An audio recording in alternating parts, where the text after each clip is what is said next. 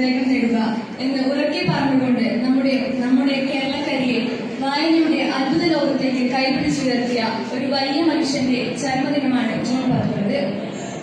കേരള ഗ്രന്ഥശാല പ്രസ്ഥാനത്തിന്റെ ഉപജ്ഞാതാവായ PN പണിക്കരുടെ ജന്മദിനമായ ജൂൺ 19 മുതൽ ജൂൺ 25 വരെ നാം വായനാ വാരാചരണം ആചരിച്ചു വരികയാണ്. ഇന്നീ വായനാ വാരാചരണത്തിന്റെ അവസാന ദിവസത്തിൽ നാം വായനയും സമൂഹവും എന്ന വിഷയത്തിൽ ഒരു പ്രബന്ധം അവതരിപ്പിക്കുകയാണ്.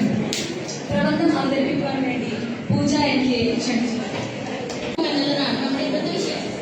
ഞാൻ വിഷയത്തിലേക്ക് കടക്കുന്നതിന് മുമ്പ് ഒരു പൊതുവായിട്ടുള്ള 3 ചോദ്യങ്ങളിലേക്ക് കടക്കാം. ഒന്നാമതായി, എന്താണ് വായന, അല്ലെങ്കിൽ അതിന്റെ കൃത്യമായ രൂപം എന്താണ്? രണ്ടാമതായി, ഈ വായന